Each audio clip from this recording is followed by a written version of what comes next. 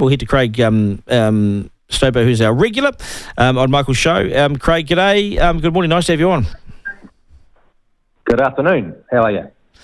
Not too bad. I just realised that I'm 60 minutes after the morning, so it is just gone past 12. How you doing? How's things, Craig? I've had that man flu thing that Martin had, so been flat in my back a couple of days during the week, but I'm out the other side, which is good. But yeah, not very much. Yeah. No, what is it? This man flu seems to be worse, and I've had a bit of it a couple of months ago, and boy, it floored me. And I just thought, people don't seem to get this. Only men seem to get it. Why is it only us that seem to suffer such a harsh dose of this thing? I don't know. But yeah, it was. You didn't feel like getting up, full of fatigue, a little bit of fogginess, loss of appetite, all that normal stuff. Maybe it's seasonal every year. The change in season, I'm not sure. New set of viruses come down from the northern hemisphere, whatever. Anyway, sunshine, sleep, bit of water, we're out the other side. Yeah, there's nothing like sleep, mate. Sleep. I mean, my mother used to say this when I had a hangover. It's the best medicine. But she wasn't wrong.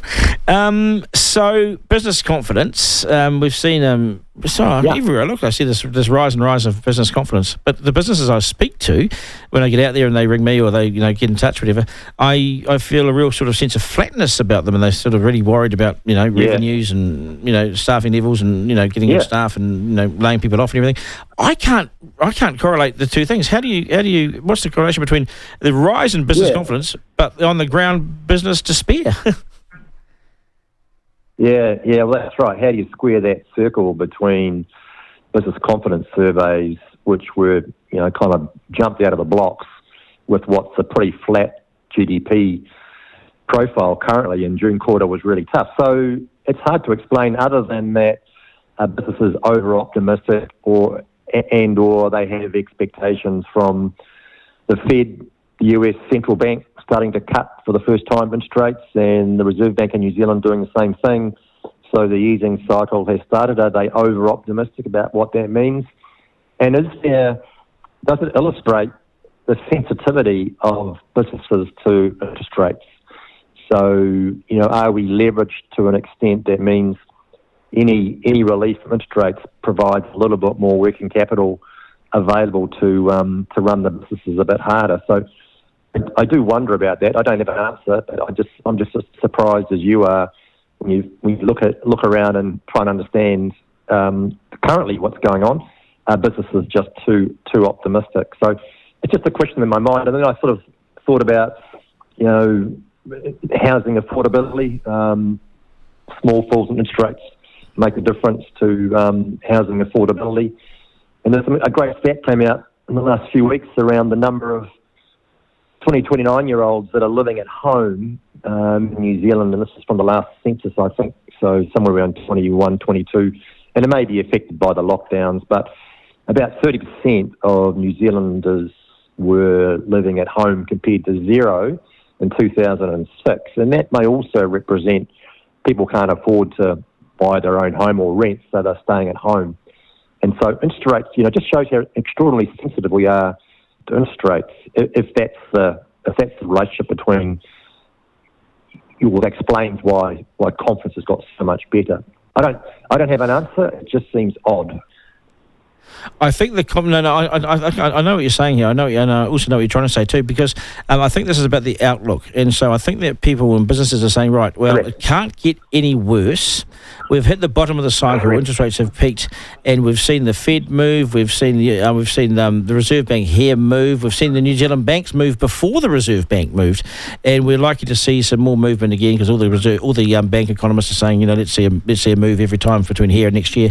So I would argue that the business confidence is not so much about now, but it's about, in 6 months' time they think things will get better, so they're ticking the yes box. Correct. That's where it is. But saying that, is there a case for? And I've been quite aggressive in this space, especially after I've gone around the country quite a lot recently, and there's some pockets of there's See, the thing about New Zealand economy is there's pockets of real strength, and there's even capacity issues. We can't get the right staff. We wish we had more people. We've got all this work on, so that's a great thing probably to have. Disappointing, it's hard to struggle. It's a bit of a struggle if you can't get the right people, but it's a good thing. That means the work's there. And I wonder, and then you go and look at the people that are really struggling, and there's so many businesses that are lacking capital and all that sort of thing.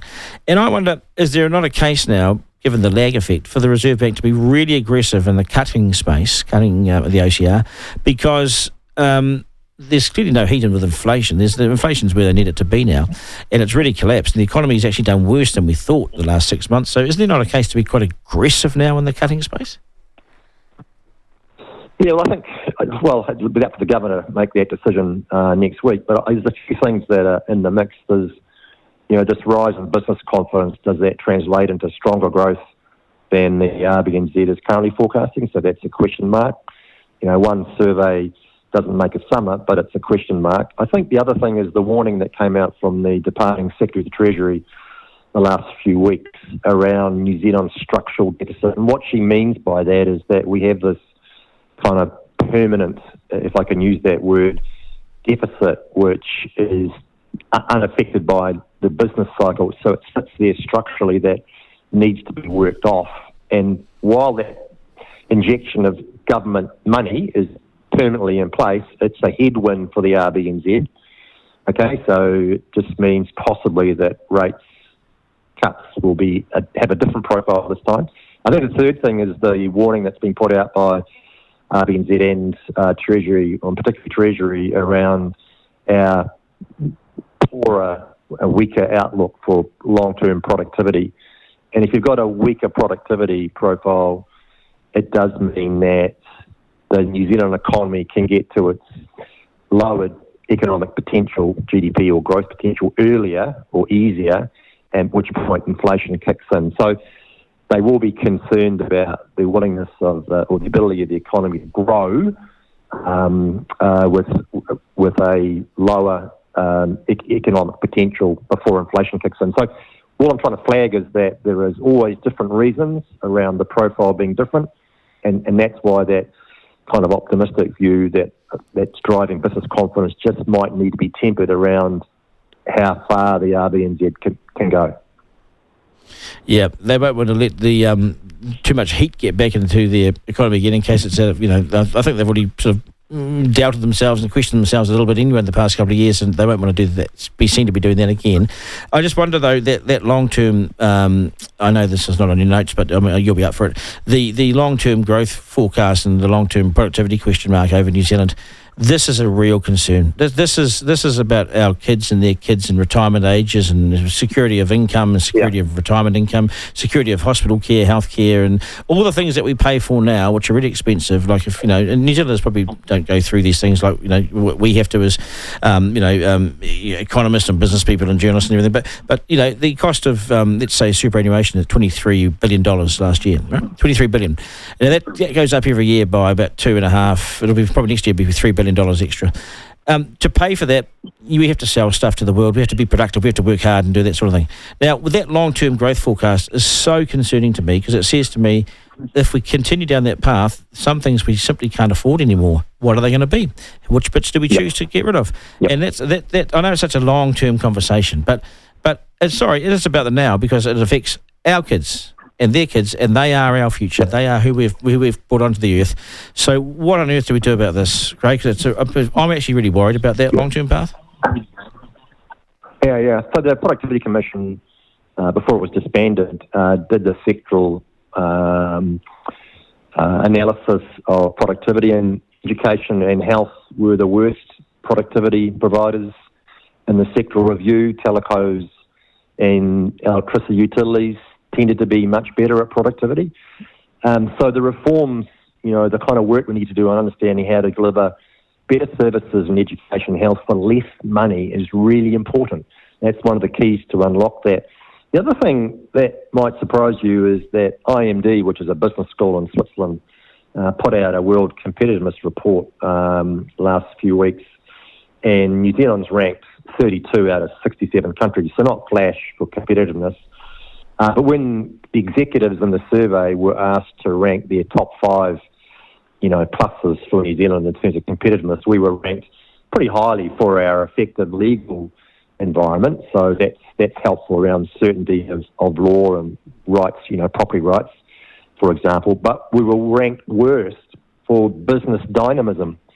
And I thought, oh my gosh, is our managerial talent really wanting here, that we don't have that get up and go ambition to make some really hard decisions about reformatting our businesses to make them leaner and faster and more ambitious, not just New Zealand, but beyond New Zealand. So that's a real question, I think, that we need to ask ourselves. Is our managerial talent working hard enough to build better businesses, creating more jobs and more goods and services for Kiwis? Because that will unlock some of that productivity.